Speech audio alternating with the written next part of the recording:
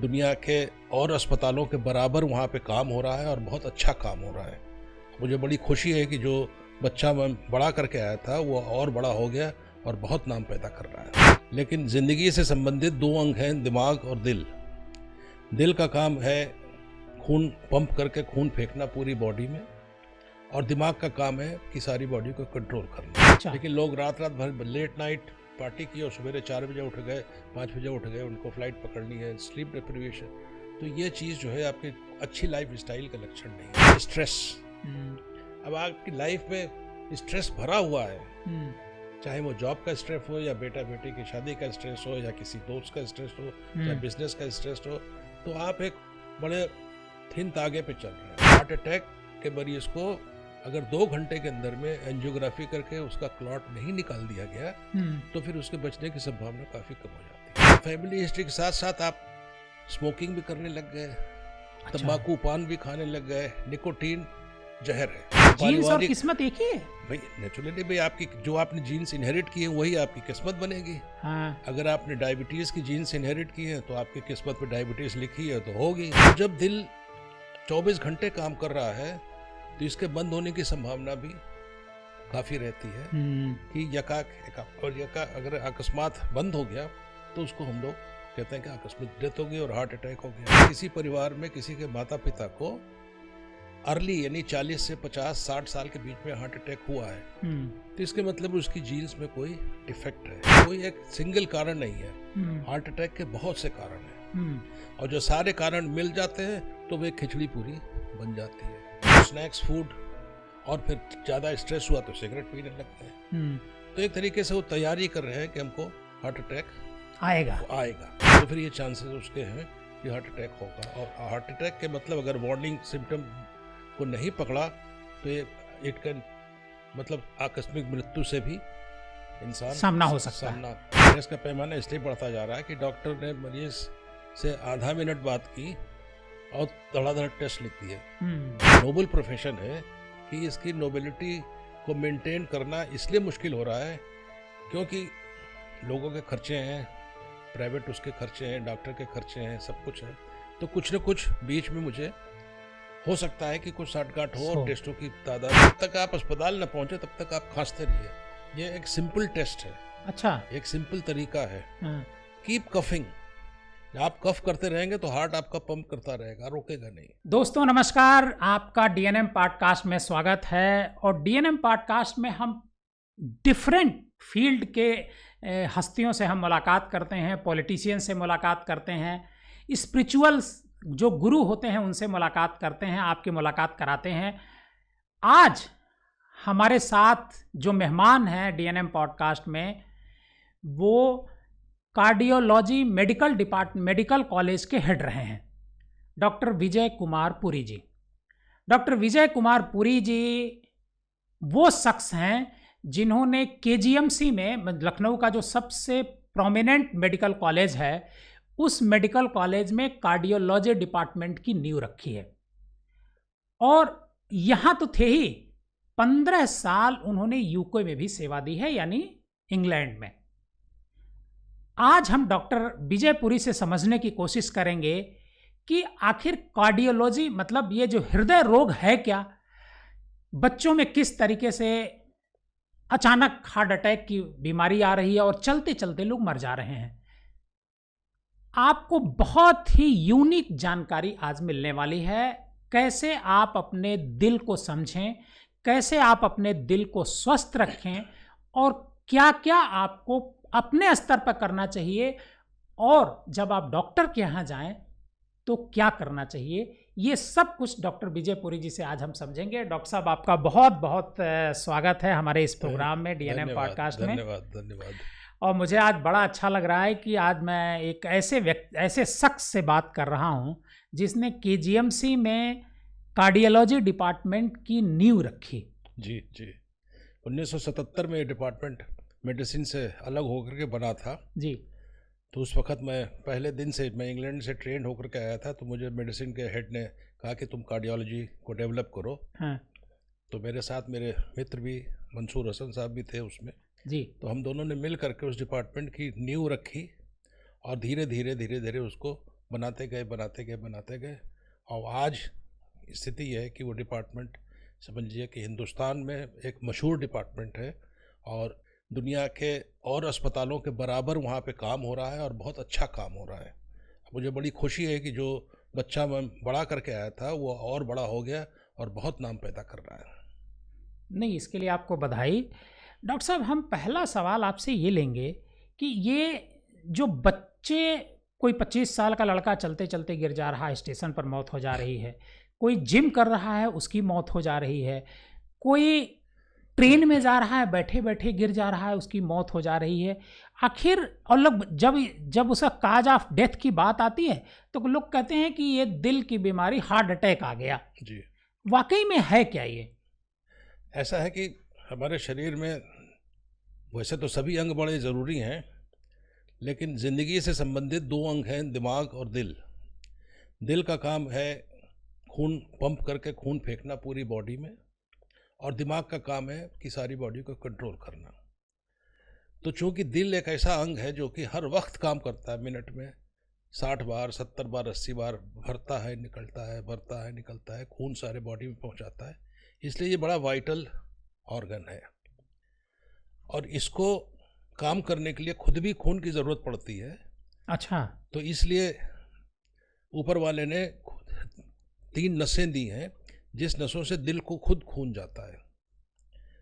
तो जब दिल 24 घंटे काम कर रहा है तो इसके बंद होने की संभावना भी काफ़ी रहती है कि यका अगर अकस्मात बंद हो गया तो उसको हम लोग कहते हैं कि आकस्मिक डेथ हो गई और हार्ट अटैक हो गया। एक्चुअल में उसकी नसों में अगर चिकनाई चर्बी जमा हो जाती है, अगर खून जाने को रुकावट, जैसे एक नाली है, नाली में पानी बह रहा है और नाली साफ है और पानी बह रहा है, अगर खून गंदा हो गया या नाली में कोई गंदगी जमा हो गई तो पानी बहना रुक जाएगा और नल खोलेंगे तो पानी नहीं आएगा। तो उसी तरीके से अगर उस नाली में कोई गंदगी जमा हो गई है या खून साफ नहीं है तो फिर खून बहना बंद हो जाएगा।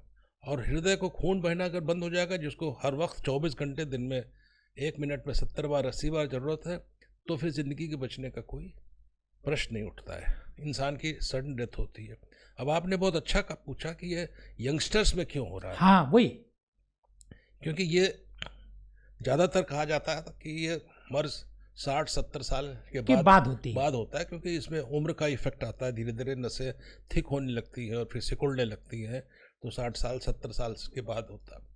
लेकिन यंगस्टर में आजकल इसलिए हो रहा है कि इसमें सबसे जो इम्पोर्टेंट चीज़ है वो है किस्मत। और अच्छा। हम लोग हिंदी में किस्मत कहते हैं और साइंटिफिक लफ्ज़ में जीन्स कहते हैं। अच्छा, जो जीन्स और किस्मत एक ही है? भाई नेचुरली भाई, आपकी जो आपने जीन्स इनहेरिट की है वही आपकी किस्मत बनेगी। हाँ। अगर आपने डायबिटीज़ की जीन्स इनहेरिट की है तो आपकी किस्मत में डायबिटीज़ लिखी है तो होगी। अच्छा। अगर आपके लक में जीन्स में कोई और बीमारी, हीमोफीलिया है, ऐसा जेनेटिक कोई बीमारी अगर लिखी हो तो भी बीमारी होगी। तो जीन्स इसमें बड़ी डोमिनेंट चीज़ है। अगर किसी परिवार में किसी के माता पिता को अर्ली यानी 40 से 50-60 साल के बीच में हार्ट अटैक हुआ है तो इसके मतलब उसकी जीन्स में कोई डिफेक्ट है। अच्छा। तो उसके बाल बच्चों को ज़्यादा संभावना है हार्ट अटैक होने की उसी उम्र में। वो 25 में भी हो सकता है, 30 में हो सकता है, 45 हो सकता है। मतलब जिस उम्र में माँ या पिता को हुई होगी उस उम्र से पहले भी हो सकती है, लेकिन उस बच्चे को ज़्यादा एहतियात या प्रिकॉशन की ज़रूरत है बनस्पति दूसरे बच्चों के। अच्छा। अब लोग बाग याद नहीं रखते हैं, कहते हैं हम अभी 25 साल के 30 साल के हैं, हमको क्यों बीमारी होगी। हाँ, ऐसा लोगों का सोचना है। ऐसा लोगों को सोचना है। लेकिन अगर फैमिली हिस्ट्री है कि हमारे फादर को या मदर को हार्ट अटैक हो चुका है, हार्ट अटैक होने से आकस्मिक मौत हुई है या नहीं हुई है, बच गए, हार्ट अटैक हो गया, ठीक हो गया, चल रहे हैं, अच्छे चल रहे हैं, तो उसको भूलना नहीं चाहिए।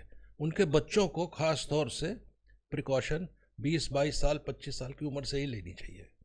और वो क्या प्रिकॉशन है, क्योंकि हार्ट अटैक एक ऐसी चीज़ नहीं है कि जैसे टाइफाइड का कीड़ा चला गया, साल्मोनेला तो टाइफाइड हो जाएगा। कोई एक सिंगल कारण नहीं है, हार्ट अटैक के बहुत से कारण हैं और जो सारे कारण मिल जाते हैं तो वे खिचड़ी पूरी बन जाती है। तो पहली चीज़ तो आपके जीन्स का इफेक्ट है। अगर जीन्स आपकी गड़बड़ है, फैमिली हिस्ट्री है, तो वो इंसान को बहुत प्रिकॉशन रखना पड़ेगा। अब फैमिली हिस्ट्री के साथ साथ आप स्मोकिंग भी करने लग गए, अच्छा। तंबाकू पान भी खाने लग गए। निकोटीन जहर है।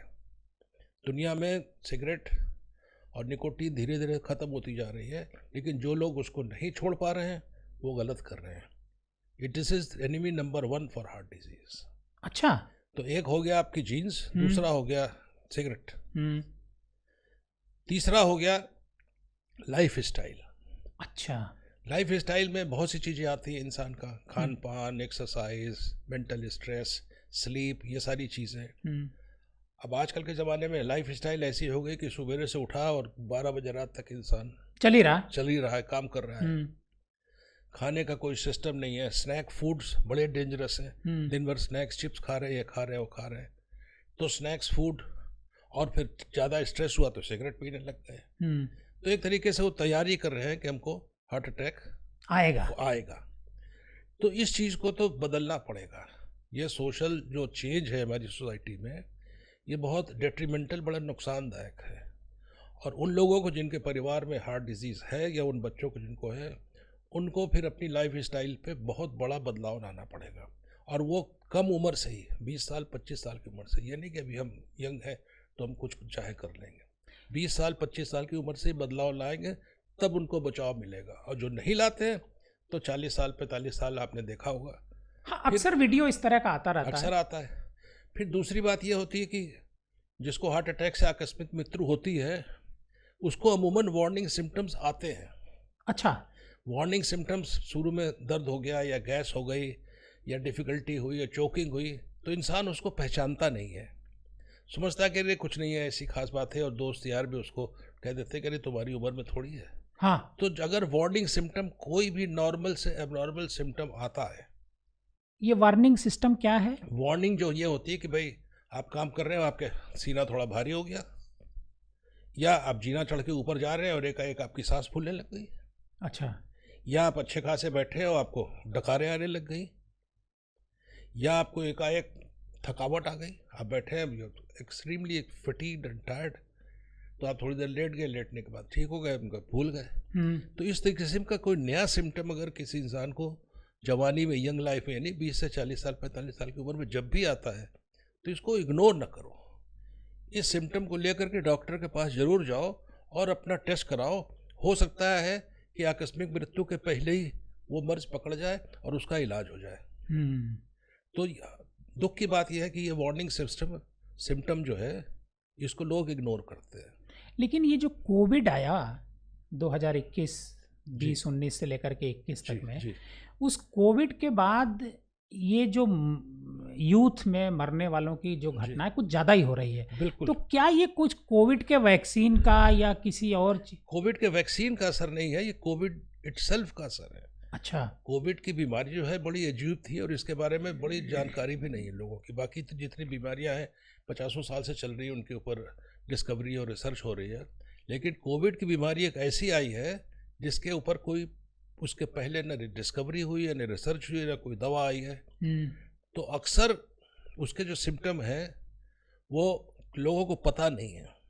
हाँ, सिम्टम नहीं पता है। सिम्टम पता नहीं है। और कोविड आया, कोविड से ठीक हो गए, बच गए, तो कोविड ने क्या नुकसान आपके बॉडी में पहुंचा दिया, हार्ट में, लंग में, ब्रेन में, किडनी में, आपको पता नहीं है। तो कोविड की बाद से शरीर में बहुत नुकसान हुआ है, मतलब जिसको हम लोग अंदाज़ा नहीं लगा सकते। बहुत सी ऐसी चीज़ें जो नई नई आ रही हैं और पता ये लग रहा है कि किस वजह से हुई है, कोविड तो की हाँ वजह साहब से। कोविड हुआ। तो कोविड का काल जो था बहुत ही ब्लैक पीरियड था। तो ये जो घटनाएं हो रही हैं यूथ में, जो देखने में आ रही हैं, कोई बच्चा डांस कर रहा है और हार्ट अटैक आया, मर गया, तो ये क्या कोविड का भी कुछ इम्पैक्ट? नहीं नहीं नहीं, ये कोविड का नहीं। वो तो मैंने जैसे पहले बताया कि जो ये जीन्स का ही असर है। ये जीन्स का असर है, और जीन्स के साथ साथ लाइफ स्टाइल का असर है। वो लाइफ स्टाइल अगर उसकी ठीक नहीं है और जीन्स भी ठीक नहीं है, तो फिर ये चांसेस उसके हैं कि हार्ट अटैक होगा। और हार्ट अटैक के मतलब अगर वार्निंग सिम्टम को नहीं पकड़ा तो ये इट कैन, मतलब आकस्मिक मृत्यु से भी इंसान सामना हो सकता है। जो आपको देख रहे हैं कि डांसिंग हॉल में डेथ हो गई या जिम में डेथ हो गई। ये वही चीज़ है। डॉक्टर साहब, आपका करीब 50 साल से ज़्यादा का अनुभव है जी जी इस कार्डियोलॉजी का। एक तरीके से 50 साल से आप दिल के रोगी एक तरीके से देख रहे हैं, दिल के रोगी को ही समझ रहे हैं जी। अगर मैं ये कहूँ कि कोई पेशेंट आपके पास आता है जी, और आप उसे कैसे, क्या देख करके बता सकते हैं कि ये दिल की बीमारी इसको है?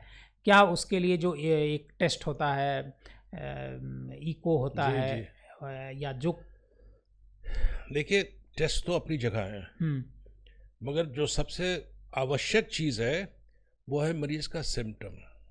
अच्छा, मरीज क्या तकलीफ लेके आया है। अगर एक समझदार डॉक्टर जो अच्छी तरीके से पढ़ा है, जिसको नॉलेज है, और जो मरीज के साथ बैठ करके उसके सिम्टम को 5 मिनट, 10 मिनट, 15 मिनट पूछ करके एनालाइज करता है, तो वो उसी वक्त बता देगा कि भाई इसको हार्ट का मर्ज है। वो टेस्टों के बाद कंफर्म हो, बात दूसरी है, लेकिन टेस्ट कुछ भी आए, सारी चीज़ सिम्टम पर डिपेंड करती है। सिम्टम का मतलब मरीज की क्या परेशानी है। अगर कोई मरीज मेरे पास आता है और अपनी तकलीफ बताता है, तो 75% तो उसकी तकलीफ से ही हम बता सकते हैं कि इसको हार्ट का मर्ज है या नहीं है। अच्छा, जो 20-25% बॉर्डर लाइन वाले होते हैं, उनके लिए फिर हम लोग कुछ टेस्ट करते हैं। हालांकि इको का टेस्ट हार्ट अटैक या ट्रेडमिल का टेस्ट हार्ट अटैक के बारे में नहीं बता सकता है। अच्छा, इसके लिए पहला टेस्ट है एक सीटी एंजियो, जो अब आया है, सीटी एंजियो। सीटी एंजियो, वो पहला टेस्ट करना चाहिए अगर शक है तो। अगर शक नहीं है तो बेफिजूल कराने की आवश्यकता नहीं है।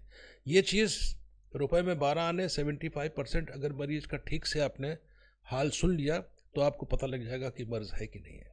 अच्छा जी, मगर ये है कि आजकल डॉक्टर लोग इतने बिजी हैं कि मरीज आपके पास आया, 1 मिनट पूछा क्या तकलीफ है, उसने कहा साहब सीने में ऐसे खुजली होती है, ऐसे तकलीफ होती है, तुरंत टेस्ट लिख दिया। 50 टेस्ट लिख दिए।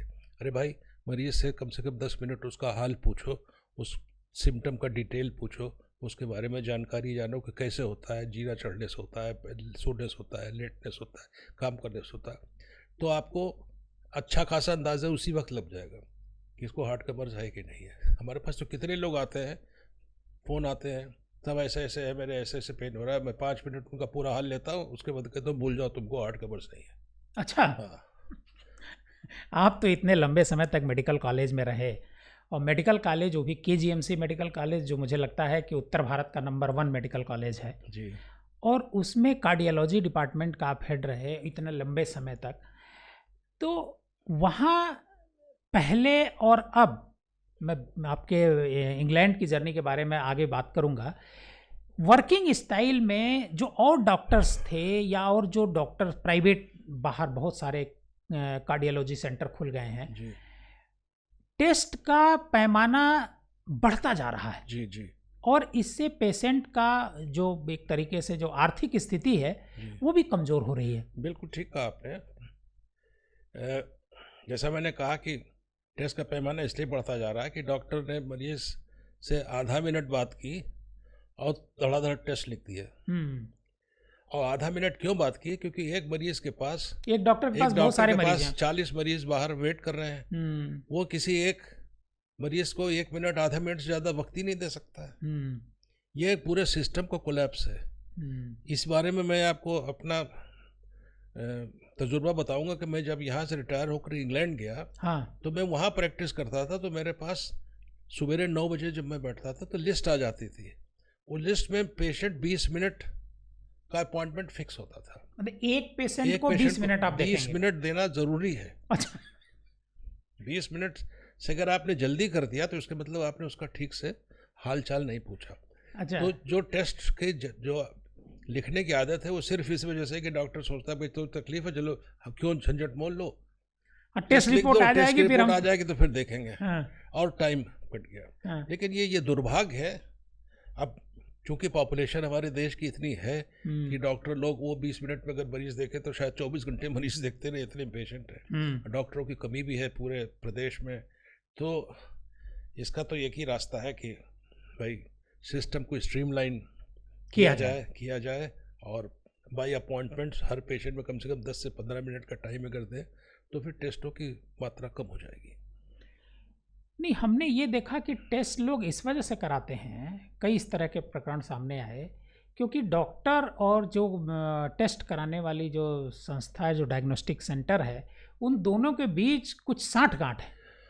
हो सकता है, आपकी बात गलत नहीं हो सकती है, हो सकता है कुछ शॉर्टकट हो, लेकिन कभी कभी ये भी होता है कि मरीज भी हमारे देश में इंसिस्ट ऐसे करता हैं, है। इंसिस्ट करता है, कहते हैं साहब गए हो, हमारा तो कोई टेस्ट ही नहीं कराया। हाँ। यह यहाँ की एक साइकोलॉजी है हमारी सोसाइटी में, हाँ। हमारे पॉपुलेशन में, ये कि अगर आपने कोई टेस्ट नहीं कराया तो मरीज समझेगा कि भाई डॉक्टर साहब ने तो ठीक से देखा ही नहीं। तो उस साइकोलॉजी को ध्यान रखते हुए हाँ। मरीज का टेस्ट कराना लोगों को ज़रूरी है। लेकिन साठ गांठ की बात भी आप जो बता रहे हैं तो सही है, क्योंकि ये प्रोफेशन इतना नोबल प्रोफेशन है कि इसकी नोबेलिटी को मेंटेन करना इसलिए मुश्किल हो रहा है क्योंकि लोगों के खर्चे हैं, प्राइवेट उसके खर्चे हैं, डॉक्टर के खर्चे हैं, सब कुछ है। तो कुछ न कुछ बीच में मुझे हो सकता है कि कुछ साठ गांठ हो और टेस्टों की तादाद ज़्यादा हो। जब आप मेडिकल कॉलेज में थे यहाँ पर जी लखनऊ में, जी, तो आप पेशेंट को कितना वक्त देते थे? मैंने आपको बताया कि जब 20 मरीज मेरे बाहर बैठे हुए हैं तो जाहिर है कि मुझे सबको खुश करना है, सबको खुश करना है। और कभी कभी बहुत मुश्किल हो जाता था कि 9 से 12 का आउटडोर 2-2 बजे 3-3 बजे तक चलता है। लेकिन प्रयास मेरा ये होता था कि भाई सबको जस्टिफाई करें और बिना टेस्ट के ही उसका इलाज करें और देखें कि भाई हम कम से कम खर्चे में उसका सिम्टम दूर कर सकते हैं कि नहीं कर सकते। अगर किसी व्यक्ति को मान लीजिए कि घर पर कोई बैठा है और उसे जो सिम्टम आप बता रहे हैं कि दर्द हो सीने में, सांस फूलती हो सीढ़ी चढ़ने पर, अगर इस तरह का कोई सिम्टम आता है तो हॉस्पिटल तो उसे पहुंचने में या डॉक्टर तक पहुंचने में आधा 1 घंटा तो लग ही जाएगा, हो सकता है ज़्यादा भी लग जाए। बिल्कुल लग जाएगा। बिल्कुल। इस दौरान उस पेशेंट को क्या करना चाहिए, उसके परिवार को क्या करना चाहिए? बहुत सारे लोग, मैं कहीं वीडियो देख रहा था, किसी इनका एस्प्रिन पानी में डाल करके उसको पिला देना चाहिए। हो सकता है एस्प्रिन पिला देना चाहिए, उससे थोड़ा बहुत फ़ायदा होगा। एक और छोटी सी मैं बता रहा हूँ कि रेमेडी, अगर सीने में दर्द हो रहा है और कोलैप्स हो रहा हो तो एक बहुत सिंपल सा सलाह है कि मरीज से कहिए खांसते रहिए जी। जब तक आप अस्पताल न पहुंचे तब तक आप खांसते रहिए। ये एक सिंपल टेस्ट है। अच्छा, एक सिंपल तरीका है। कीप कफिंग, आप कफ करते रहेंगे तो हार्ट आपका पंप करता रहेगा, रोकेगा नहीं। अच्छा। और जाहिर है कि अस्पताल का जल्दी से जल्दी अस्पताल में पहुंचना बहुत ज़रूरी है। और हम लोग अब ये कहते हैं कि अगर हार्ट अटैक होता है तो अगर 1 से 1.5 घंटे के अंदर अस्पताल में पहुंच गया, जिसको गोल्डन आवर कहते हैं, तो उसका मर्ज पूरा साफ हो जाएगा, मरीज की जान 100% बच जाएगी। 1 से 1.5 घंटे, 1 से 1.5 घंटे, मैक्सिमम 2 घंटे के अंदर मरीज को अस्पताल में, और वो भी उस अस्पताल में जहाँ पे कार्डियोलॉजी के इलाज की पूरी सुविधा हो। और किसी जनरल अस्पताल में चले गए जहाँ सुविधा नहीं है तो जाहिर है कि समय की भी बर्बादी होगी और उसका वो इलाज नहीं मिल पाएगा जो इलाज उसको मिलना चाहिए हार्ट अटैक के बाद। तो ये गोल्डन आवर का टाइम जो है, एक तो एस्पिरिन की गोली खा सकते हैं, दूसरे कफ करते रहिए, और तीसरे जल्दी से जल्दी उस अस्पताल में पहुंचिए जहाँ पे आपको सुविधा है, जैसे मेडिकल कॉलेज है या संजय गांधी है, या शहर में और भी बहुत से अस्पताल हैं जहाँ सुविधाएं हैं 24 घंटे ट्रीटमेंट की, वहीं पहुंची। बाकी किसी अस्पताल में जाने से कोई फ़ायदा नहीं है, समय की बर्बादी है। नहीं, ये जो प्राइवेट अस्पताल हैं, बहुत सारे जो मल्टीनेशनल बड़े बड़े अस्पताल हैं जिनमें हार्ट के इलाज की सुविधा है, उसमें तो कोई नुकसान नहीं है, उसमें तो जाना चाहिए। लेकिन जिस अस्पताल में हार्ट के मरीज की इलाज की सुविधा नहीं है, जैसे नर्सिंग होम भी बहुत से खुले हुए हैं, हर मोहल्ले में नर्सिंग होम खुला हुआ है, उनका मरीज़ आया, उन्होंने भर्ती कर दिया, ड्रिप लगा दी, चालू कर दिया। लेकिन हार्ट अटैक के मरीज़ को अगर 2 घंटे के अंदर में एंजियोग्राफी करके उसका क्लॉट नहीं निकाल दिया गया तो फिर उसके बचने की संभावना काफ़ी कम हो जाती है। एंजियोग्राफी करके क्लॉट को निकाल देना जी, ये क्या होता है? जिस क्लॉट से आपको हार्ट अटैक, जिसको मरीज को हार्ट अटैक हुआ है, तो एंजियोग्राफी के साथ साथ, ये मैंने मेडिकल कॉलेज में 2002 में शुरू किया था। अच्छा। और अब पूरे लखनऊ में कम से कम 15 अस्पताल ऐसे हैं जहाँ ये इलाज चल रहा है एंजियोग्राफी का। एंजियोग्राफी के बाद एंजियोप्लास्टी। अच्छा। एंजियोप्लास्टी के मतलब ये कि एंजियोग्राफी के माध्यम से ये पता लगा लिया कि क्लॉट कहाँ पे है जिसने नस को बंद कर रखा है, और फिर उसी के थ्रू एक पतला सा तागा डाल करके उस क्लॉट के पास कर देते हैं और वहाँ पे फिर एक छल्ला, स्टेंट जिसको कहते हैं, वो छल्ला जाके खोल देते हैं, तो वो क्लॉट साफ कर देता है और छल्ला उस रुकावट को बड़ा कर देता है। और ये 15 से 20 मिनट के अंदर काम हो जाता है। अच्छा। और मरीज की जान तुरंत बच जाती है।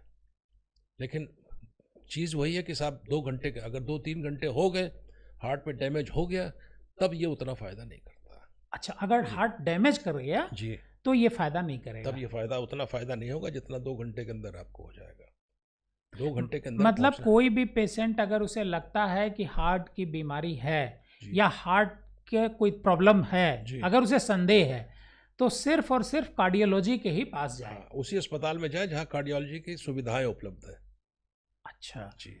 अब एक इसमें ये भी कहा जाता है कई जगह कि पेसमेकर लगता है। वो एक दूसरा मर्ज है, हार्ट अटैक वाला मर्ज नहीं। वो मर्ज एक ऐसा है ना कि हार्ट चूंकि पंप करता रहता है, तो उसको चलाने के लिए ईश्वर ने एक पावर हाउस भी आपके हमारे हार्ट में दिया हुआ है। अच्छा। उस पावर हाउस से हर आधे पौन सेकंड के ऊपर एक बिजली निकलती है जो हार्ट को पंप करती है। अच्छा।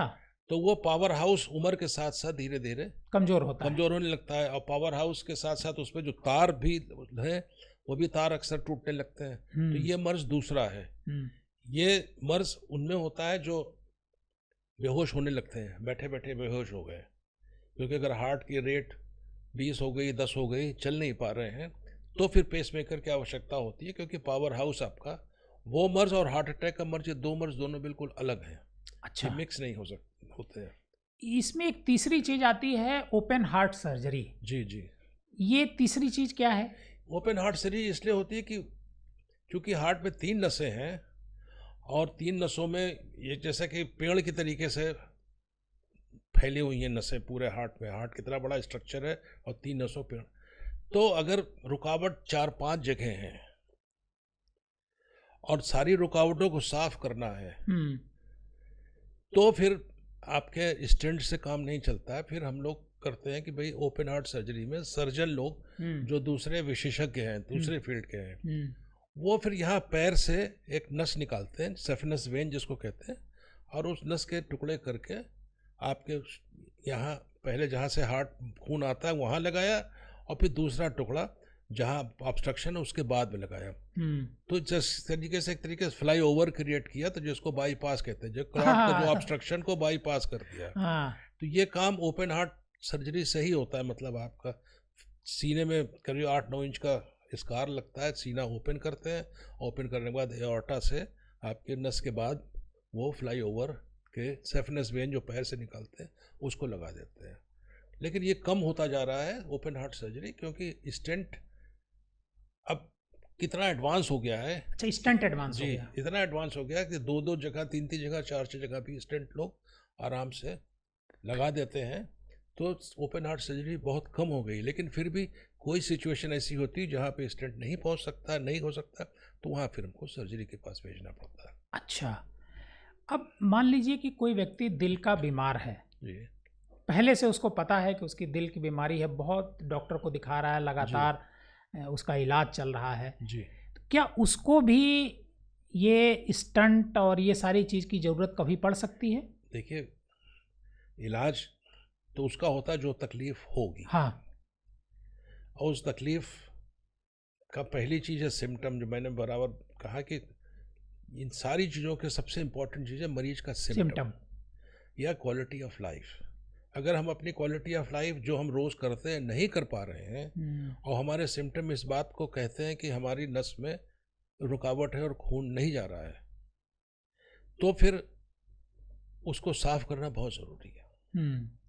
और एक बार स्टेंट लग गया और आपके सिम्टम ख़त्म हो गए, फिर आपको हर 6 महीने, साल भर में एक बार अपना चेकअप भी, क्योंकि कोई भी इलाज ऐसा नहीं है कि आप कर दिया उसका ज़िंदगी भर के लिए ठीक हो गया। अच्छा। क्योंकि स्टेंट भी ब्लॉक होते हैं, दोबारा से क्या कहते हैं ऑब्स्ट्रक्शन भी होता है, दूसरा तीसरा हार्ट अटैक भी होता है।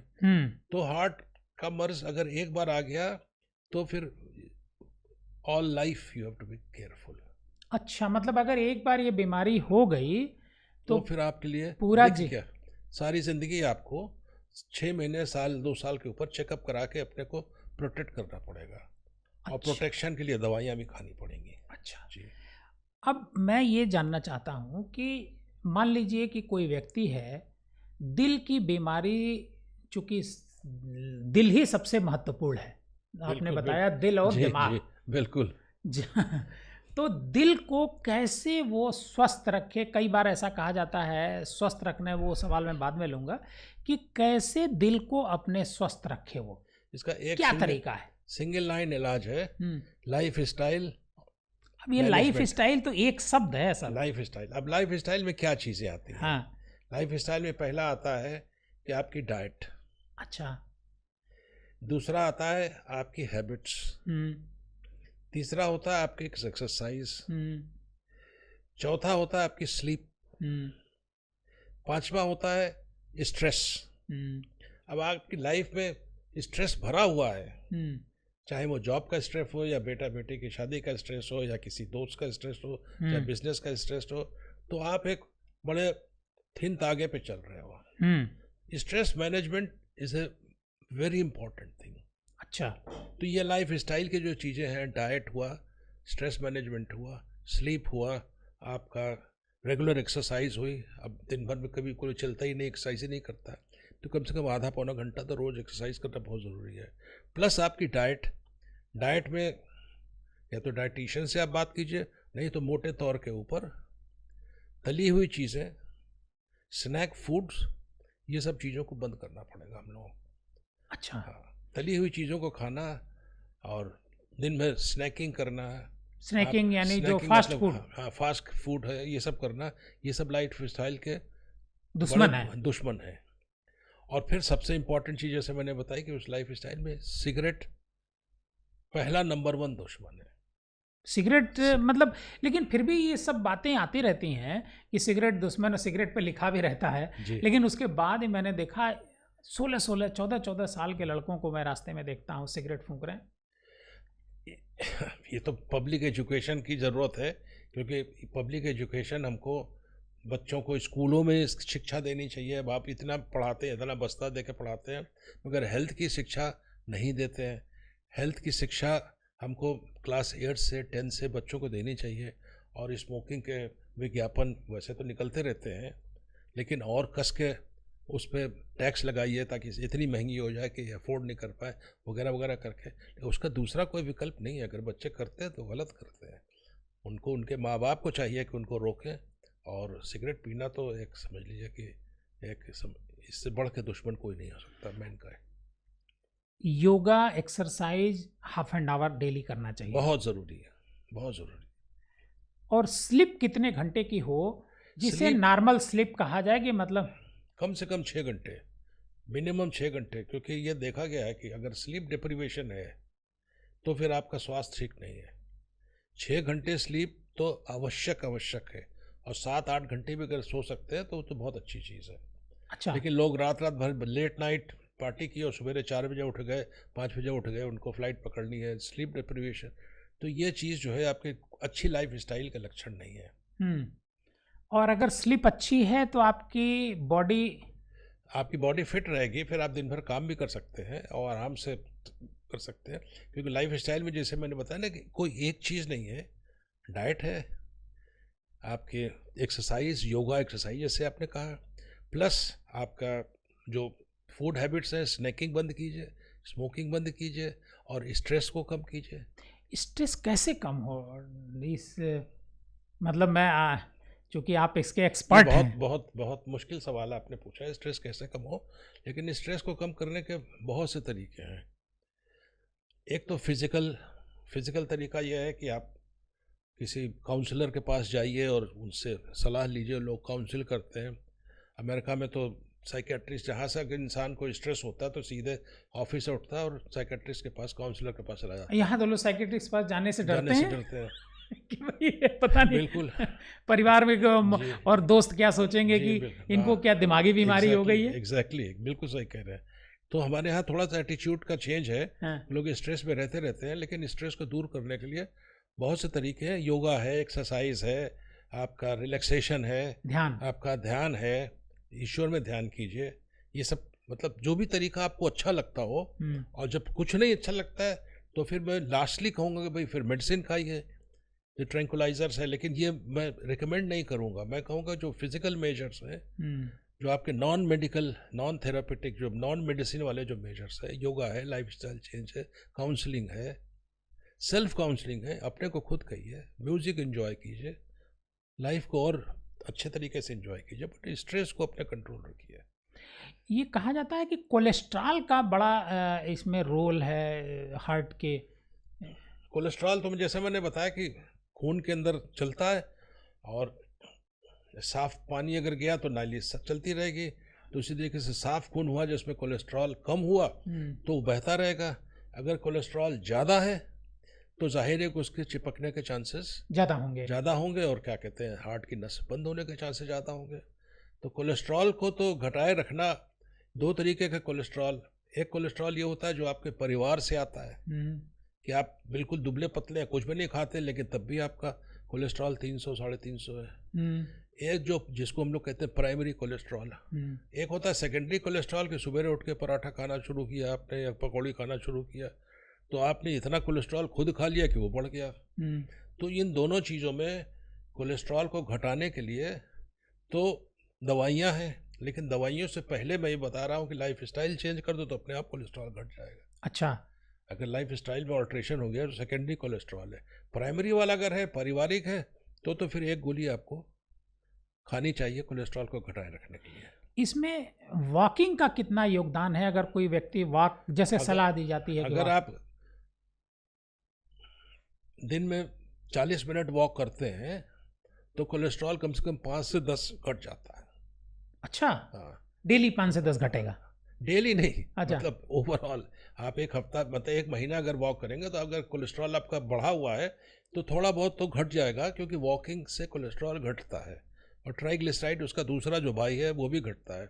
लेकिन खाली वही चीज़ नहीं है, वॉकिंग के अलावा अगर आपका कोलेस्ट्रॉल बढ़ा हुआ है तो उसको घटाना आवश्यक है। नहीं, हम पूरे दिल को लेकर के बात कर रहे हैं कि वॉकिंग का क्या योगदान है दिल में। वॉकिंग तो मस्ट है, इट इज़ ए मस्ट। हर इंसान को, हमने भी इंग्लैंड में देखा कि लोग जॉब करते हैं तो लंच टाइम में, यहाँ पे हम लोग बैठते हैं तो लंच टाइम जैसे 12 से 1 से 2 लंच टाइम हुआ तो बैठ के गप्पे मारा या सिगरेट पिया, पीछे चले गए। अब मैंने वहाँ पे देखा कि लंच टाइम में लोग उठे, उन्होंने अपना शॉर्ट्स पहने, स्नीकर जूते पहने और 40 मिनट दौड़ने निकल गए उसी 1 घंटे में। उसी 1 घंटे में, जो सुबह अगर टाइम नहीं मिलता है, शाम को टाइम नहीं मिलता है, तो दोपहर में निकल गए। तो वॉकिंग तो अति आवश्यक चीज़ है, उससे वो लाइफ स्टाइल का मेन फैक्टर है। अगर अच्छा, आपको लाइफ स्टाइल चेंज करनी है तो उसमें वॉकिंग जरूर डालनी पड़ेगी। वॉकिंग या योगा या एक्सरसाइज, 3 में से कोई एक, 3 में से कोई एक काम जरूर कीजिए। वॉकिंग कितने घंटे? कम से कम 40 मिनट रोज। 40 मिनट जी, तब आप फिट रहेंगे। डॉक्टर साहब, आपने इंडिया में भी काम किया गवर्नमेंट के साथ, केजीएमसी गवर्नमेंट का है जी, और आपने यूके में भी गवर्नमेंट के साथ काम किया। जी जी, वहाँ भी गवर्नमेंट, यहाँ भी गवर्नमेंट जी। आपको इंडिया के गवर्नमेंट मेडिकल कॉलेज और वहाँ का जो एनएचएम सिस्टम है, एनएचएस नेशनल हेल्थ, उसके साथ काम करने में, दोनों में क्या डिफरेंस आपको? ज़मीन आसमान का डिफरेंस था। अच्छा, जैसे पहले यहाँ का बताइए, फिर वहाँ का। यहाँ मैं काम करता था, सुबह 9 बजे अस्पताल जाता था। हाँ। अस्पताल जा कर के पहुँचा, वहाँ पे इतने मरीज लाइन लगाए हुए बैठे हुए हैं, पता भी नहीं कितने पेशेंट को देखना, पता भी कितने पेशेंट देखना है। उसके बाद इतना बिजी रहते थे सिस्टम। हालांकि यहाँ पे मैं कोशिश यही करता था कि भाई सब मरीज को पूरा टाइम दूँ, कायदे से इलाज करूँ, लेकिन मैं अकेला हूँ, पूरी एक टीम के साथ काम करता था। तो टीम में सबको कंट्रोल करना मुश्किल होता, कहीं कोई गड़बड़ कर रहा है, कोई गड़बड़ कर, तो कंट्रोल करना। मगर इंग्लैंड में मैंने देखा है कि वहाँ पे रेगुलेटरी सिस्टम बड़ा इम्पोर्टेंट है। अच्छा, हर चीज़ स्ट्रीमलाइंड है, इलाज भी स्ट्रीमलाइंड है, वर्किंग भी स्ट्रीमलाइंड है। आपका एक भी अगर डेथ हो गई है, मैंने देखा इंग्लैंड में अस्पताल में, यहाँ पे तो भाई अगर आप अस्पताल में भर्ती होंगे तो मरीज अच्छा भी होगा, नहीं भी अच्छा होगा, लेकिन सिंगल डेथ इन इंग्लैंड के ऊपर पूरी कमेटी बैठ जाती है। अच्छा, और एनालाइज करने के लिए कि ये डेथ क्यों हुई, कैसे हुई, किसकी गलती से हुई। अच्छा, चेक किया जाता है। Single death is taken as very serious event. हमारे यहाँ पे हो गया, चलिए कोई बात नहीं, आगे बढ़िए। तो ये बहुत बड़ा रेगुलेटरी सिस्टम हमारे यहाँ बहुत कमज़ोर है, वहाँ का रेगुलेटरी सिस्टम बड़ा स्ट्रांग है। और अगर डॉक्टर की मिस्टेक पाई गई, अच्छा, कि ग्रॉस मिस्टेक पाई गई कि आपने टाइम से इलाज नहीं किया या टाइम से देखा नहीं या मरीज़ को कुछ आपके वजह से नुकसान हुआ, तो यहाँ तक होता है कि लाइसेंस तक सस्पेंड हो जाता है डॉक्टर। अच्छा, मतलब जी, इतना इतना कड़ी सजा है। इतना तो जाहिर है कि जब इतनी कड़ी सज़ा है और एक डेथ भी आपके एनालाइज होती है पूरा, क्या कहते हैं, हॉस्पिटल के अंदर, तो फिर आपको बहुत चतुराई से ऑन योर फीट काम करना पड़ता है, रिलैक्स नहीं हो सकते। यहाँ पे हमने देखा है कि रेगुलेटरी सिस्टम बहुत कमज़ोर है। तो जो NHS है वहाँ का, उसमें जब आप पेशेंट को देखते थे तो कैसा क्या सिस्टम था पेशेंट को देखने का? बड़ा अच्छा।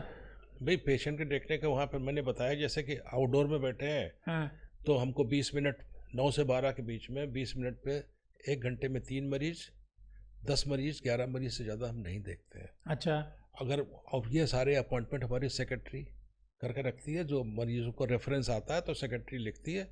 आपको ये नहीं कि यहाँ पे तो आप गए और सीधे आउटडोर में पहुँच गए, भीड़ लगा ली। वहाँ पे भीड़ लगाने के नहीं, बाय अपॉइंटमेंट पेशेंट आता है, मरीज को ही बताया जाता है अगर कोई इमरजेंसी है तो फिर आप इमरजेंसी डिपार्टमेंट में जाइए, वहाँ से इलाज होगा। अगर कोई इमरजेंसी नहीं है तो फिर आपको आउटडोर में अपने नंबर से आना पड़ेगा। अच्छा, वो नंबर आपका 4 दिन के बाद आए, 12 दिन के बाद आए, 15 दिन के बाद आए, कुछ भी आए। तो अगर लाइफ थ्रेटनिंग इमरजेंसी है तो कैजुअल्टी जाइए, वहाँ से आपका इलाज होगा, भर्ती होंगे जो भी होंगे। लाइफ थ्रेटनिंग नहीं है, रूटीन है, तो आप अपने नंबर से आइए, चाहे आपको 12 दिन 15 दिन के बाद में नंबर है। यहाँ पे हमको आज कोई तकलीफ हुई, हम सीधे अस्पताल पहुँच गए और जाके पर्चा बनवाया, लाइन में लग गए। कहती जाओ कि 200 मरीज बैठे हैं, 300 मरीज बैठे हुए हैं, तो डॉक्टर पूरी जस्टिस नहीं कर सकता। यहाँ नहीं कर सकता, यहाँ नहीं कर सकता, जहाँ इतनी क्राउड हो, टाइम नहीं है पेशेंट का, तो इट इज़ इम्पॉसिबल। तो 20 मिनट में वहाँ तो इंग्लैंड में पेशेंट बड़ा हैप्पी होता होगा? बहुत हैप्पी। फिर मरीज को बुला के पहले बताना होता कि हम कौन हैं, फिर उनसे अच्छा, पूरा बात करके, और उसके बाद मरीज को हम लोग बाहर छोड़ने तक जाते थे, ताकि मरीज इतना अनसेटिस्फाइड हो के ना जाए। मतलब आप पेशेंट देखने के बाद पेशेंट को बाहर तक, गेट तक छोड़ने जाते थे, और उसके बाद हम लोगों से साल में एक बार पूछा जाता है कि आपको मरीज ने कितने थैंक यू कार्ड भेजे। क्योंकि अगर मरीज खुश होकर जाता है तो वहाँ पे उनका एक सिस्टम है कि आपको जा करके या तो मैसेज भेजेगा या एक थैंक यू कार्ड भेजेगा। तो जो यहाँ थैंक यू कार्ड या आते हो तो हम लोग फेंक देते हैं, मगर वहाँ हर कार्ड को संभाल कर रखना पड़ता है। अच्छा जी, कि अगर 1 साल के बाद हर डॉक्टर का इवैल्यूएशन होता है, रीवैल्यूएशन होता है, तो उससे पूछा जाता है कि आपको कितने थैंक यू कार्ड दिखाया, कि साहब इतना थैंक यू कार्ड आए, इतने गिफ्ट आए, इतने आपके मैसेजेस आए, तो उसे बताना पड़ता है। ये सब चीज़ें यार ना मैंने देखी थी, ना सुनी थी, वहाँ जा करके हमको फिर लगा कि तो बहुत अच्छा है, सिस्टम बहुत अच्छा है, रेगुलेटरी सिस्टम है, सिस्टम बहुत अच्छा है। ये जो जैसे यहाँ MR वगैरह आते हैं अपने दवा का प्रमोशन करने के लिए, डॉक्टर से बात करते हैं कि भाई ये दवा आप लिखिएगा, इस दवा को आप लिखिएगा, तो ये वो सिस्टम वहाँ भी है क्या? बिल्कुल नहीं है वहाँ पे। हमने जितने 10 साल रहे, शायद एक भी MR मुझे नहीं मिला। वहाँ की जो दवाइयाँ, और वहाँ पे दवाइयाँ जो हैं जेनेरिक दवाई मिलती है, यहाँ एक गोली में 5 गोली मिला देते हैं। हाँ, एक 500 मिलीग्राम ये है, 25 मिलीग्राम दूसरी है, 5 मिलीग्राम तीसरी, तीनों गोलियां मिला करके डॉक्टर ने, और वो जो MR गया उसने डॉक्टर को जो लिखाया, डॉक्टर ने वो लिखना शुरू कर दिया। वहाँ पे कोई MR ना आता है, ना कोई मिलता है, और कोई दवा मिक्स नहीं हो सकती है। अगर जो दवा आपको खानी है तो खाली वही दवा आपको दी जाएगी। अगर टेलमिसार्टन खाना तो टेलमिसार्टन 80 मिलीग्राम आपको मिलेगी, टेलमिसार्टन के साथ कोई दूसरी दवा नहीं मिली होगी। तो ये जो MR का जो प्रेशर है, या ये आपका फार्मास्यूटिकल कंपनी का जो प्रेशर है, जो बैठे हुए हैं बाहर लाइन लगाए होती, इतनी सैंपल लग जाते हैं, आपको प्रेशराइज करते हैं, डॉक्टर लोग इन्फ्लुएंस हो जाते हैं उन्हीं MR की दवा लिखने, ये सब सारी चीज़ें नहीं है। इन चीज़ों को तो बदलना पड़ेगा यहाँ पे हमारे देश में। वहाँ कुछ नहीं है, नो MR, कुछ नहीं, कोई MR मिलता ही नहीं है हमारे। तो उसमें पता कि हमको अगर ये दवा देनी है तो उसके फॉर्मुलरी में लिखा हुआ कि ये दवा इस बीमारी के लिए है। हाँ, इस बीमारी के लिए। आपने वही कंप्यूटर से निकाला, उसको टिक किया, उसका पर्चा प्रिंट आउट होके आ गया। उसमें कोई मिक्सचर नहीं अलाउड। अच्छा जी, एक गोली में 2 गोली नहीं मिल सकती। अच्छा, जी, मतलब एक गोली है तो उसी का फार्मूला होगा उसी का फार्मूला होगा और उसी की स्ट्रेंथ होगी, उसके अंदर दूसरी गोली नहीं मिल सकती है। यहाँ पे एक एक गोली में 4-4 गोलियां मिली हुई हैं, हाँ, एक ही गोली में कई फार्मूले घुसे कई हुए हैं। फार्मूले घुसे हुए हैं और कई कंपनियां बना रही हैं। हाँ वही ये दवा 4 नाम से बनाते हैं। इस वक्त हमारे पास कभी कोई आता है तो पर्चा लेके आता है, डॉक्टर साहब आप आए हैं देख लीजिए, तो मैं देखता हूँ तो मैं दवा समझ ही नहीं पाता हूँ क्योंकि किस नाम से है, उसके अंदर क्या। तो मैं कहा भाई अपनी गोली लाओ, मैं पढ़ूँ तो कि इसके अंदर क्या है क्योंकि इतनी कंपनियां बनाती हैं वही एक दवा को, वही एक दवा जो 4 कंपनियां बनाती है, कोई 20 रुपए की बेच रही है, कोई 18 रुपए की बेच रही है, कोई 10 रुपए की बेच रही है। तो जाहिर है कि जो 10 रुपए वाली है वो मरीज वही खरीद लेता है। हाँ, अब उसमें कितनी स्ट्रेंथ सही है, कितनी स्ट्रेंथ गलत है, कुछ अंदाज़ा नहीं है क्योंकि कोई कंट्रोल नहीं है। दवा कंपनियों पर कोई कंट्रोल नहीं। दवा कंपनियों पे कंट्रोल ऐसा नहीं है कि आप एक दवा एक ही नाम से बनाएं। दवा कंपनियों पे ड्रग रेगुलेटरी अथॉरिटी है, लेकिन यहाँ पे वो सिस्टम फॉलो नहीं होता जो सिस्टम इंटरनेशनल फॉलो होना चाहिए। मैं क्रिटिसाइज़ नहीं कर रहा हूँ गवर्नमेंट को या किसी को भी क्रिटिसाइज नहीं कर रहा हूँ क्योंकि ये यहाँ का पहले से ही चला आ रहा है, लेकिन इसको इम्प्रूव करना बहुत ज़रूरी है क्योंकि एक दवा एक ही नाम से आनी चाहिए, उसमें कोई मिक्सचर नहीं होना चाहिए। अच्छा, ये जो जेनरिक दवा अपने यहाँ भी प्रमोट हो रही है, जी, लेकिन फिर भी जो बड़े लोग हैं जिनके पास पैसे हैं वो जेनरिक दवा परचेज नहीं करते हैं। ना, तो क्या जेनरिक दवा के बारे में एक धारणा लोगों की, उनकी धारणा ये है, जो बड़े लोग हैं उनकी धारणा ये कि नहीं ये दवा ठीक नहीं है। अब जाहिर है कि भाई सारे ब्लेम डॉक्टर के ऊपर नहीं है, कुछ मरीज के ऊपर भी ब्लेम है क्योंकि मरीज का भी एटीट्यूड, लोगों का भी एटीट्यूड बहुत फ़र्क है, बहुत फर्क है, बहुत फ़र्क है। और लोग बाग टेस्ट नहीं कराओ तो खुश नहीं होते हैं, टेस्ट कराओ तो कराओ, सस्ती दवा दो तो खुश नहीं होते हैं, एक गोली दो तो एक गोली में खुश नहीं होते हैं। कम से कम तो आजकल ज़्यादातर तो लोग डॉक्टर लोग नुस्खा जो लिखते हैं उसमें कम से कम 15-20 गोलियाँ लिखते हैं। हाँ। तो मरीज खुश होता है कि ऐसा भी इतनी दवाई लिखी है तो एटीट्यूड का भी, अपने हिंदुस्तानी एटीट्यूड का भी फर्क है, इसमें कुछ कर नहीं सकते। हाँ। डॉक्टर को मरीज को खुश करना है तो फिर उसको खुश करने के हिसाब से 5 दवा 6 दवा लिखना जरूरी है। मैं तो मरीज देखता हूँ तो मैक्सिमम 1 या 2 मेडिसिन, इसके ज़्यादा मैं लिखता ही नहीं हूँ। जो मतलब की मरीज है वही लिखो ना। कोई एक मरीज को मैंने बी कॉम्प्लेक्स लिख दिया, यहाँ तो हर मरीज के प्रिस्क्रिप्शन में एक बी कॉम्प्लेक्स, एक मल्टीविटामिन, हाँ, लिखा और है। एक क्या कहते हैं पेट की दवा, सब लिखी रहती है। हाँ, पहला तो गैस की दवा एक गैस की दवा तो हमने एक मरीज को लिख दिया गलती से बी कॉम्प्लेक्स, तो उसने मुझसे पूछा doctor am I deficient in B complex, कि आप मुझे क्यों लिख रहे हैं, मुझे क्या डेफिशिएंसी है कोई, आपने देखी है? मैंने फौरन उसको काट दिया, मैंने कहा इज जस्ट ए स्ट्रेंथ। तो वो हमका की गोली खाना ही नहीं चाहता, इंग्लैंड में। कॉम्प्लेक्स हो, चाहे बी कॉम्प्लेक्स हो, चाहे मल्टीविटामिन हो, चाहे कुछ हो। मतलब patient are aware, they are fully aware कि जो आप गोली आप दे रहे हैं वो किस पर्पस के लिए दे रहे हैं और उसका क्या असर होगा। ये जो ब्लड प्रेशर है जी और शुगर, इसका हार्ट से क्या लेना देना है? इसका हार्ट से बिल्कुल वैसे ही लेना देना है जैसे कि क्या कहते हैं,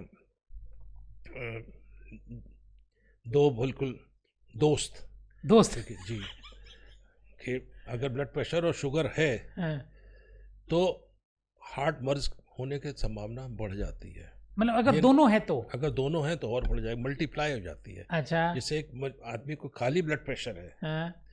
तो जिस आदमी को उसी उम्र के दूसरे आदमी को अगर ब्लड प्रेशर नहीं है तो कम से कम 5 गुना संभावना बढ़ जाएगी, जिसको ब्लड प्रेशर है उसको हार्ट डिजीज होगी 5 गुना। अच्छा। और जिसको ब्लड प्रेशर और डायबिटीज, जिसको डायबिटीज है उसको भी 5-6 गुना होगी, बढ़ जाएगा। लेकिन अगर दोनों चीजें हैं तो 5-5-10 नहीं होगा, फिर उसको 30 गुना संभावना बढ़ जाएगी। अच्छा। हाँ, तो ये ब्लड प्रेशर और डायबिटीज़, ये दोनों चीज़ें, जिसको कहते हैं ना कि Hindustan is a capital of diabetes, सबसे ज़्यादा डायबिटीज़ वर्ल्ड की हिंदुस्तान में ही है। क्यों है ये? लाइफ स्टाइल, वही मैंने बस lifestyle and genes and मतलब जीन्स यहाँ का खराब है क्या? इतना खराब तो नहीं है, लेकिन लोगों ने लाइफ स्टाइल खराब करके उसको, जिसको कहते हैं, ऑल्टर कर दिया है। और क्योंकि हमारे भारत में बहुत सारी जो पॉपुलेशन है, करीब 65-70% लोग गांव में रहते हैं। जी जी। तो गांव में ये जो दिल की बीमारी है ये कम होती है? नहीं, कम होनी चाहिए। अच्छा। कायदे से गांव में कम होनी चाहिए, लेकिन मैंने देखा कि गांव में भी हार्ट का मरीज़, क्योंकि जब मैं था मेडिकल कॉलेज में यहाँ पे, हाँ। तो मैंने इस पर एक रिसर्च भी की थी अच्छा। कि गांव वालों को क्यों हो रही है। क्योंकि गांव वाले दुबले पतले हैं, हाँ, उनका कोई मेहनत भी करते स्नैकिंग हैं। फूड नहीं है, कोई वो नहीं है, क्या कहते हैं, ब्लड प्रेशर नहीं है, मेहनत करते हैं, लाइफ स्टाइल इतनी ख़राब नहीं है। तो उसमें जो फैक्टर सामने आया वो ये था कि इन्फ्लेमेशन, जैसे कि इन्फेक्शन हो जाता है, तो उनके दुबले पतले और पुअर न्यूट्रिशन होने की वजह से इसमें एक इन्फ्लेमेशन का भी एंगल है। जैसे मैंने बताया कि हार्ट अटैक का कोई एक कारण नहीं है, बहुत सारे कारण, तो बहुत सारे कारण हैं। तो उसमें एक इन्फ्लेमेशन जो है, उनकी पुअर बॉडी प्रोटीन की वजह से हार्ट में इन्फ्लेमेशन हो जाता है। तो वो इन्फ्लेमेशन जिसको कहते हैं सूजन, तो सूजन की वजह से उनको हार्ट अटैक होता है। और उसके एविडेंसेस भी आए थे कि इन्फ्लेमेटरी डिजीज हो सकती है। मैंने बताया कि हार्ट का कोई एक कारण नहीं है। जैसे मलेरिया का कारण हाँ, मॉस्किटो बाइट है, वैसे हार्ट का अटैक का कोई एक कारण नहीं है, मल्टीपल कारण है। मगर ये कारण जो आपने सवाल पूछा गांव वालों में, बहुत अच्छा सवाल है। गांव वालों में अगर और कारण नहीं है तो उसका कारण मोस्ट लाइकली इन्फ्लेमेशन है। तो इन्फ्लेमेशन को घटाने के लिए एक मेडिसिन, दो मेडिसिन दी जा सकती है और वो कंट्रोल किया जा सकता है। लेकिन गांव वालों की भी लाइफ स्टाइल अब थोड़ा अब बदल रही है। बदल रही है। वहाँ भी बदल जंक रही फूड आ रहा, हाँ, वहाँ भी चौराहे पर जंक फूड लोग बिल्कुल, खा रहे हैं, बिल्कुल चाउमीन और बर्गर खा रहे हैं, वहाँ पर भी बिल्कुल बिल्कुल बिल्कुल बर्गर गाँव गाँव पहुँच गया है। बिल्कुल। डॉक्टर साहब, अंतिम सवाल मैं आपसे ये लेना चाहूँगा कि अगर कोई व्यक्ति एक सिंपल लाइफ, मतलब जितनी बातें आप कह रहे हैं, लाइफ स्टाइल भी हो, योगा भी हो, वॉक भी कर रहा हो, उसे क्या, कैसे अपने दिल को दुरुस्त भी रखना चाहिए और कैसे ये चेक करते रहना चाहिए कि अरे हमको तो नहीं दिल की बीमारी है? नंबर 1, 40 साल की उम्र के बाद अपने सिम्टम को पहचानिए। Symptom is the first thing. मैं बराबर ही बता रहा हूँ, सिम्टम के मतलब आपका जो तकलीफ़ है, जिसको हम लोग मेडिकल टर्म्स में सिम्टम्स कहते हैं, और हिंदी आपके जनरल टर्म्स में आपको क्या तकलीफ़ है। तो अपने तकलीफ़ को इग्नोर न करें। अगर कोई भी तकलीफ़ है किसी भी किस्म की, चेस्ट में, एब्डोमेन में, तो उसको डॉक्टर को कंसल्ट करें। नहीं, लोग कहते हैं कभी कभी गैस चढ़ गया, अरे गैस चढ़ गया। तो गैस भी एक सिम्टम हो सकता है हार्ट अटैक, हार्ट डिजीज़ का एक सिम्टम हो सकता है। मतलब इसलिए गैस वाले मरीज़ को डॉक्टर के पास जा कर के, जैसे मैंने कहा ना कि सिम्टम को एनालाइज करना चाहिए। अगर 15 मिनट डॉक्टर उस सिम्टम को एनालाइज करके मरीज़ से बात करके देखेगा, तो 50 से 60% वो बता देगा कि ये हार्ट का सिम्टम है या पेट का सिम्टम है। अच्छा, ईसीजी से क्या पता चलता है? ईसीजी से कुछ नहीं पता लगता है। ईसीजी तभी पता लगता है जब आपको हार्ट अटैक हो चुका है। अच्छा, मतलब जब हो गया, सब कुछ हो गया, तब ईसीजी देखा तो उनका अरे ये तो हार्ट अटैक है। अरे हाँ, अगर ईसीजी नॉर्मल है तो उसका ये मतलब नहीं कि आपको हार्ट का मर्ज नहीं है। हार्ट के मर्ज की अगर शुरुआत है और एंजाइना है तो ईसीजी नॉर्मल होगा। अच्छा, अगर किसी को ब्लड प्रेशर हो, शुगर हो जी, या अलग अलग हो, मतलब जी कभी जी दो लोगों को, जी। वो क्या प्रिकॉशन रखे कि उसे मतलब गंभीर हालत, दिल मतलब हार्ट अटैक ना होने पाए? तो एक तो ब्लड प्रेशर को कंट्रोल रखें। आजकल मशीनें आ गई हैं ब्लड प्रेशर की, लोग अक्सर अपने घर में रखते हैं, तो डॉक्टर के पास ज़रूरत नहीं है, मशीन लगा करके देखें कि चेक करते रहते हैं। और कंट्रोल वो रखें कि आपका रेगुलरली ब्लड प्रेशर नॉर्मल होना चाहिए। अच्छा, किसी एक रीडिंग के ऊपर ब्लड प्रेशर बढ़ा या घटा हम लोग नहीं मानते हैं। रेगुलरली मतलब 15 दिन तक आपका ब्लड प्रेशर अगर रोज़ चेक कीजिए और 15 दिन ब्लड प्रेशर बढ़ा हुआ है तो आपको अपनी गोलियों को बढ़ाना पड़ेगा। अच्छा, ये कहते हैं अक्सर कि लोग हम ब्लड प्रेशर की गोली खाते हैं साहब, एक गोली खाते हैं। अरे भैया, एक गोली खाते हैं तो ब्लड प्रेशर उससे कंट्रोल है कि नहीं है? मैं खुद भी 3 गोली खाता हूँ अपना ब्लड प्रेशर कंट्रोल करने के लिए। अच्छा जी। तो ब्लड प्रेशर की गोली खाना आवश्यक नहीं है, बल्कि ब्लड प्रेशर की गोली खाने के बाद ब्लड प्रेशर का कंट्रोल अति आवश्यक है। अगर आप के आसपास कोई डॉक्टर है तो उसके यहाँ जा कर के हर दूसरे चौथे अपना ब्लड प्रेशर चेक करा लें और एक डायरी के ऊपर लिख लें कि रेगुलरली आपका ब्लड प्रेशर सर्टेन टाइम पे आपका ब्लड प्रेशर ठीक है कि नहीं। अगर आपका ठीक है तो आप खुश हैं, अगर आपका ठीक नहीं है, बढ़ा हुआ है, तो फिर एक गोली और या आधी गोली और बढ़ाइए। मतलब उसको कंट्रोल करना है। वैसे ही जैसे आपने चश्मा लगाए हुए हैं, तो आपका नंबर क्या है जिससे आपको अच्छा दिखे, वो नंबर पता बदलता रहता है। बदलता रहे। तो जो नंबर एक बार पता लग गया, आपका ब्लड प्रेशर कंट्रोल हो गया, तो वो दवा फिर ज़िंदगी आपको खानी पड़ेगी, उसमें कोई रियायत मुरव्वत नहीं है। बहुत बार अक्सर हुआ कि हमने देखा कि हाँ, कि ब्लड प्रेशर ठीक हो गया मेरा, ठीक हो गया मेरे, तो 3 महीने से ठीक चल रहा है ब्लड प्रेशर, तो मैंने दवाई बंद कर दी। ये बहुत गलत चीज़ है। अगर ब्लड प्रेशर ठीक हुआ है तो दवा से ठीक हुआ है, और वो दवा आपको बराबर चलनी पड़ेगी। वही चीज़ डायबिटीज़ में है। डायबिटीज़ में आप अपना HbA1c जो है वो 6 और 6.5 के बीच में रखिए। अगर आपका बढ़ा हुआ है डायबिटीज़ में, तो फिर गोलियां आपको और ऐड करनी, जैसे ब्लड प्रेशर की गोलियां। इन दोनों मर्ज को कंट्रोल करने के अलावा आपके पास कोई शॉर्टकट नहीं है, और ये दोनों मर्ज परमानेंटली जाने वाले नहीं है। दोनों मर्ज आपकी लाइफ के साथ अटैच्ड है। अगर है तो ये दवाएं आप खाते रहेंगे, नॉर्मल रहेंगे। जहाँ दवा बंद करेंगे, प्रॉब्लम आ जाएगी।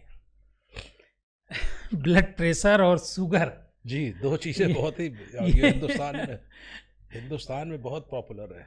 और मुझे लगता है कि हिंदुस्तान में ही ज़्यादा है ये। हिंदुस्तान, दुनिया में भी है और जगह है, ऐसा नहीं है, सब जगह है, लेकिन हिंदुस्तान में थोड़ा सा नंबर ज़्यादा है। नंबर ज़्यादा है क्योंकि पॉपुलेशन भी ज़्यादा है, तो नंबर भी ज़्यादा है। हाँ, हिंदुस्तान की पॉपुलेशन 1.4 बिलियन अगर है, तो फिर जाहिर नंबर ऑफ पेशेंट्स ज़्यादा मिलेंगे। मतलब दिल को अगर आपको ठीक रहना है, तो पहले तो लाइफ स्टाइल को बदलिए, स्मोकिंग छोड़िए, सिगरेट छोड़िए, और ब्लड प्रेशर अगर आपको है और शुगर है, तो इन दोनों को कंट्रोल रखिए। अगर ये दोनों कंट्रोल में रहेंगे, लाइफ स्टाइल आपकी ठीक रहेगी, योगा होता रहेगा, वॉकिंग होती रहेगी, फास्ट फूड नहीं लेंगे, तो आप दिल की बीमारी से बचे रहेंगे। डॉक्टर विजय पुरी साहब ने जो हमको बताया वो यही बताया, और चूँकि डॉक्टर विजय पुरी साहब का अनुभव इंडिया का तो है ही है, इंग्लैंड का भी है, इस नाते हमको उनकी बातों पर ध्यान देना होगा। डॉक्टर विजय पुरी साहब, बहुत बहुत आपका धन्यवाद। और डॉक्टर साहब चूँकि इंग्लैंड से अभी 1 हफ्ते के लिए आए थे यहाँ पर, तो मैंने आग्रह किया कि आप दर्शकों को हमारे जो है कुछ ज्ञान दीजिए, कुछ एजुकेट कीजिए। ये जस्ट लाइक एजुकेशन है ये। तो डॉक्टर साहब, बहुत बहुत धन्यवाद आपका हमारे इस कार्यक्रम में शामिल होने के लिए। Thank you.